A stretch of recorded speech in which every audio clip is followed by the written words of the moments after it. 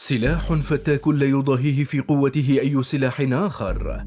قنبلة مخيفة إلى درجة أن صانعها لم يفكر في إدخالها إلى الخدمة أو إنتاج المزيد منها.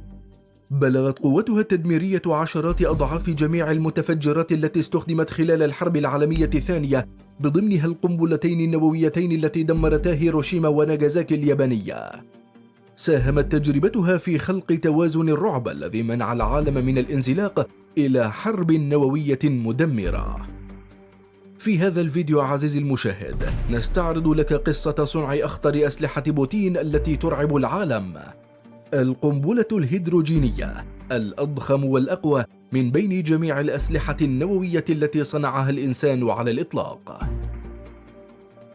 قنبلة القيصر.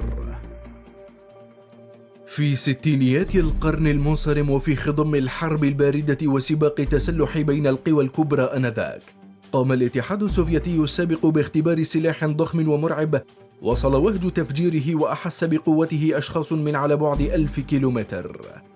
ربما تكون الضخامة والقوة هي إحدى الأمور التي تميزت بها الصناعة الروسية منذ أمد بعيد، ففي أرجاء قصر الكرملين تنتشر بعض الأشياء الأضخم في العالم، كجرس القيصر تيسر بيل، وهو الجرس الأكبر والأثقل في العالم، مع أنه لم يستعمل ولم يرن صوته حتى لمرة واحدة، حتى ظن بعض المتدينين الروس بأنه لن يرن إلا في يوم القيامة.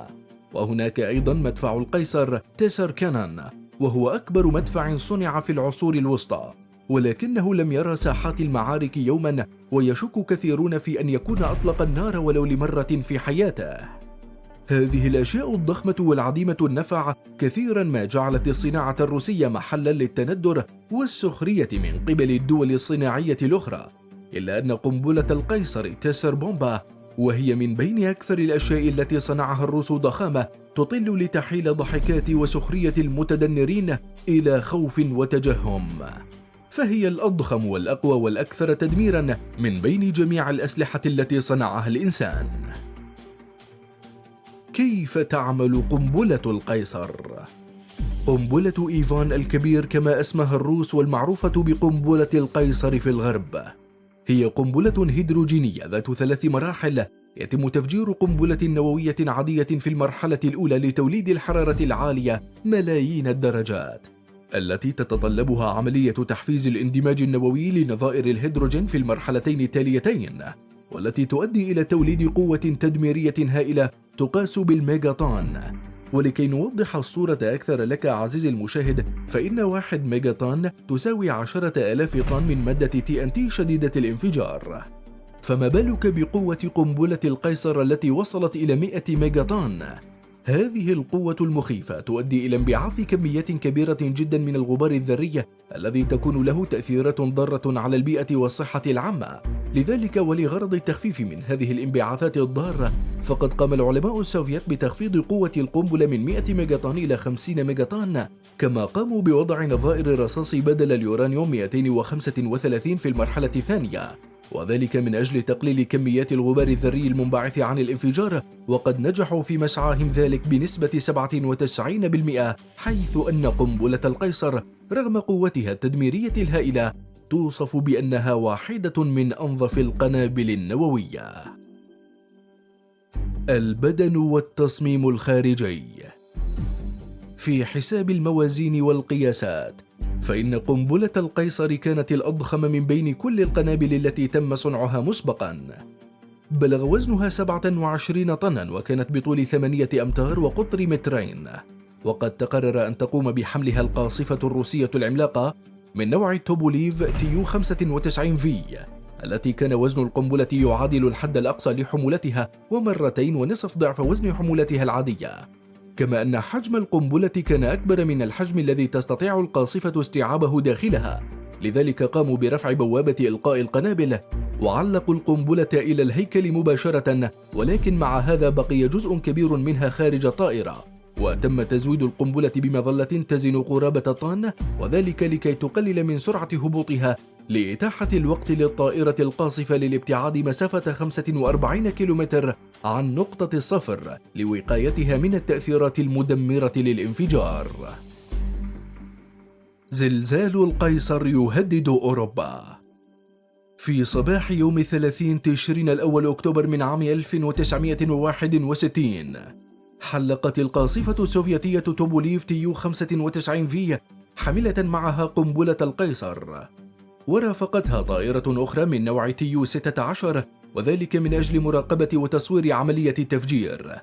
وتم طلاء كلتا الطائرتين باللون الأبيض خاص لحمايتها من الحرارة والإشعاعات المتولدة من الانفجار. وفي الساعة 11:30 تم إلقاء قنبلة القيصر من على ارتفاع 10,500 متر فوق منطقة الاختبار، وهي جزيرة نوفايا زيمليا في المحيط المتجمد الشمالي. وما أن انطلقت القنبلة حتى فتحت المظلة الموصولة إليها، والتي رافقتها لمدة 188 ثانية حتى وصولها إلى ارتفاع 4000 متر عن سطح الأرض، وهي النقطة التي تقرر تفجير القنبلة فيها. وفي هذه الأثناء كانت الطائرتين المنفذتين لعملية الإلقاء تنطلقان بأقصى سرعة للابتعاد قدر الإمكان عن مكان الانفجار. الضوء الناجم عن الانفجار أمكن رؤيته من على بعد 1000 كيلومتر رغم أن السماء كانت ملبدة بالغيوم. أحد المصورين لعملية التفجير كتب حول ذلك قائلا: الغيوم أسفل الطائرة وحولها كانت تشتعل نظرا لقوة الضوء المنبعث، والوهج المتمدد حول الغيوم إلى كتل مضيئة وشفافة. خلفنا كانت كرة عظيمة برتقالية اللون تتقدم ببطء وثبات، وبدت كما لو أنها ستبتلع الأرض كلها داخلها. المشهد بدا رهيبا، خيالي وخارق. شخص آخر كان يقف على مسافة أبعد بكثير وصف ما شاهده في ذلك اليوم بالآتي وقال: ضوء أبيض باهر غطى الأفق، وبعد مدة طويلة من الزمن تناهى إلى سمع صوت قوي مهيب، وأحسست بالعصف. بدا الأمر كما لو أن الأرض كانت تموت. كل شيء في قطر 25 كيلومتر عن مركز الانفجار كان قد سوي بالأرض. جميع البيوت دمرت في بلدة سيفرني، وهي أقرب تواجد بشري من منطقة الانفجار على بعد 55 كيلومتر. جميع المنازل الخشبية احترقت في محيط مئات الكيلومترات حول منطقة الانفجار، فيما فقدت البيوت الصخرية أسقفها وتكسرت أبوابها ونوافذها. كما أدى الانفجار إلى تكسير زجاج النوافذ في السويد، وشاهد وميضه وأحس به الملايين في فنلندا.